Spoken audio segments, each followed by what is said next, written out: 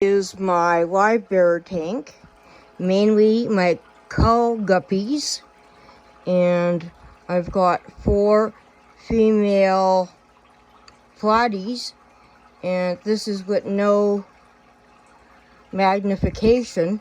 They're like overstuffed pierogies, and I've got 1 sword male. I need to get either a high-fin platy male, a very nice specimen, or another sword. But out where I live, our LSF is basically a toy store with about maybe 13 tanks. And I don't go into the big city much, so I'm limited to what I can find or get shipped in. And as everybody knows, with what's happening since beginning of this year, it's hard for local fish stores to get cargo, and then that makes whatever they're selling very expensive, especially when you add in shipping. But these girls are coming 2 years old in August, and I do want to get some fry out of them, so I do need to get a very nice male to complement them.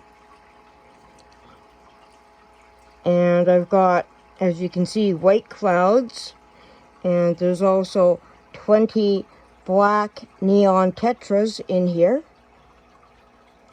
along with 6 bronze corridoras that are 2 years old, and 2 high-fin pepper corys that are a year old. And I might be able to find my Epistogramma male that I bought. There he is. I bought 2. They were on sale for $10 each, regular $40. But I didn't notice that the other guy's tail fins were nipped off, and I wasn't feeding as much protein as I am the past few weeks, and sadly I lost that Episto male. And I wasn't keeping the tank as warm, as I don't keep heaters. I basically use my room temperature. So the last couple of weeks on the cold nights, and I'm not running furnace, I will put the heater in for a few hours to bring the temperature up to about 75, 78 Fahrenheit. So thankfully this little guy has made it. This is my first time keeping Epistos, and this is supposed to be the red gold, and I can't pronounce, I think it's Agassiz or something. I'm not very good on pronouncing some fish names. They're not common to me. And I've got to redecorate and plant my moss. Got a big package, and yesterday I just pulled out another self-cloning crayfish female. She was about 4.5 inches, thankfully not buried, and I got her out in time.